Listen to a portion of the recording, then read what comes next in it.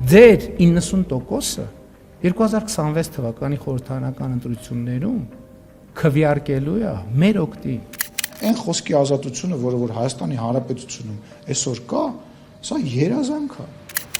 Վերջին շրջանում իրենց ճեպազորիցներում բարձրագույն իշխանության ներկայացուցիչները համոզմունք են հայտնում, որ լրագրողները գալիք ընտրություններում քվեարկելու են հենց իրենց օգտին։ Իսկ ինչու պետք է ընտրեն քաղաքացիական պայմանագրին, ըստ հենց Փաշինյանի։ Որովհետև հակառակ դեպքում դուք մինիմում մնալու եք անգործ,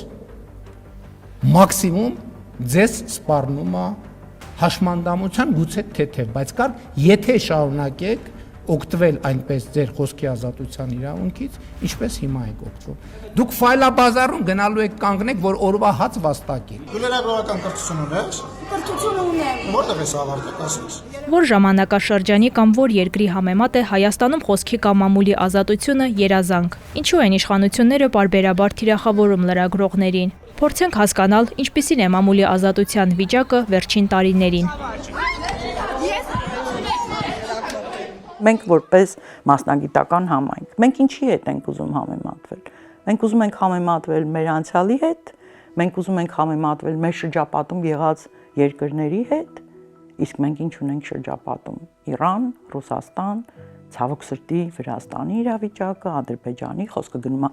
մամուլի ազատությունների եւ ընդհանրապես քաղաքացիական ազատությունների դաշտի մասին։ Թե մենք ի վերջո ուզում ենք համեմատվել են երկրների հետ, ու միավորները շատ բարձր են եւ որոնք այնուամենայնիվ երկար տարիներ գտնվում են այդ ազատությունների ցուցակի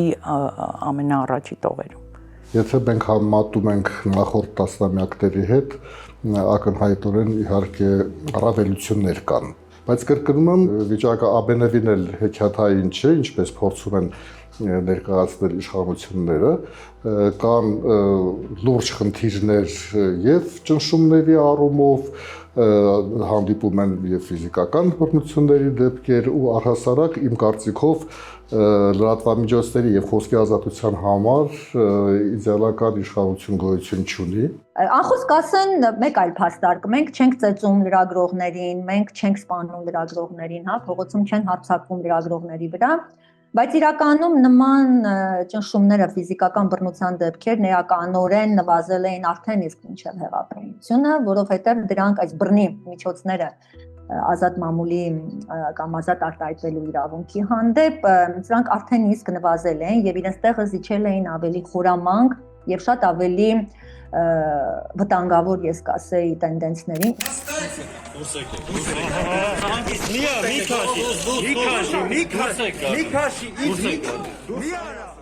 Մեդիավոլորտի փորձագետներն ամենավտանգավոր միտումն են համարում լրատվամիջոցների դեմ ուղղված կազմակերպված հեղինակազրկման արշավը, որն անցած տարվանից կարծես ավելի է ուժգնացել։ Նրանց խոսքով իշխանությունները տարբեր գրառումներով թիրախավորում են հենց այն լրատվամիջոցներին, որոնք որակյալ աշխատանք են կատարում։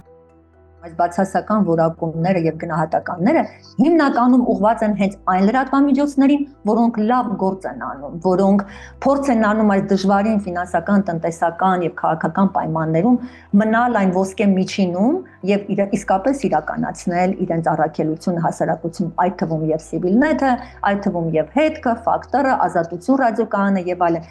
Այս կազմակերպված թիրախավորումը բացասական ուղղված է հենց այս լրատվամիջոցներին, որոնց խոսքը կշիռ ունի եւ արժեք ունի մեր հասարակությունում։ Գտնվում է նաեւ հոգեկան անհասարակշիռ վիճակի մեջ, իմ պացիենտն է, համեցեք, ձեզ առողջություն եմ մաղթում, դուք կլավանաք։ Ըստ խոսքի ազատության պաշտպանության կոմիտեի զեկույցների, վերջին տարիներին լրագրողների ու լրատվամիջոցների դեմ ընդհանուր խախտումների թիվն աճել է։ Ընդ որում խախտումների մեծամասնությունը պետական մարմինների կամ պաշտոնյաների կողմից է։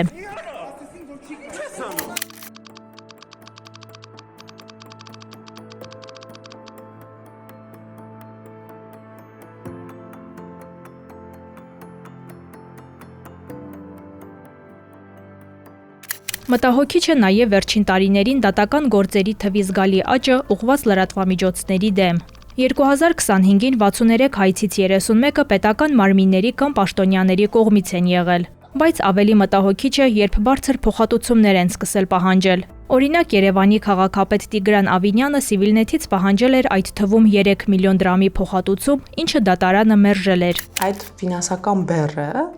հայցադիմումներին իլրում են, շատ վատ վիճակում է դնում իրականում լրագրողներին եւ լրատվամիջոցներին, որովհետեւ խոսքը մի քանի միլիոնների մասին է յուրաքանչյուր դեպքով։ Սա աննախադեպ է։ Եթե հետ գնանք շատ ավելի տասնյակ տարի առաջ, 2010-ի վիճակագրության փորձենք հասկանալ 2010-ից 20 թվականներին ինչպիսի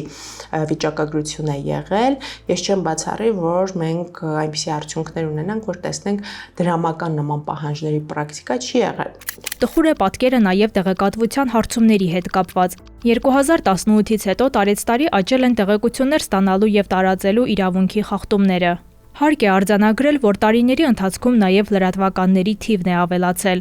բայց ավելի խնդրահարույց է, որ այժմ պետական մարմինները որոշ դեպքերում ոչ թե մերժում են տեղեկատվության տրամադրումը, այլ տրամադրում են խորամանկ ու ոչինչ չասող պատասխաններ։ Փաստացի լրատվամիջոցը իր բարձրացրած հարցերի վերաբերյալ չի ստանում տեղեկությունները, եւ դա խիստ դժվարացնում է հետագա բողոքարկման գործընթացը, որովհետեւ երբ որ նախկինում չէին պատասխանում, միանգամից բողոքարկում էինք եւ շատ պարզ էր, չկա պատասխան, ուրեմն կա իրավունքի խախտում։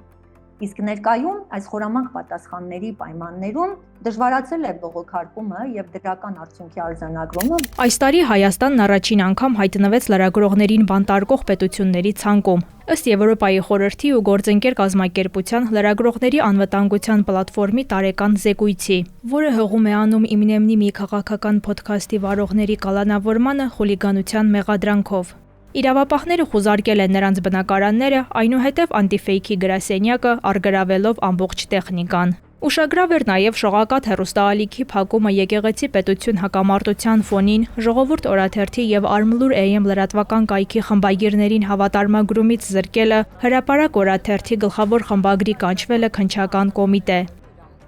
Ըստ լրագրողներ առանց սահմանների կազմակերպության տվյալների, մամուլի ազատության ամենամյա սանդղակում Հայաստանը 2018-ից ի վեր բարելավել է դիրքերը։ Freedom House միջազգային իրավապաշտպան կառույցի տվյալներով եւս Հայաստանը 2018-ից հետո բարելավել է դիրքերը, բայց 2023-ից հետո առ այսօր շարունակում է ունենալ նույն միավորը 54 եւ դեռ համարվում է մասնակի ազատ երկիր։ Պետք է շատ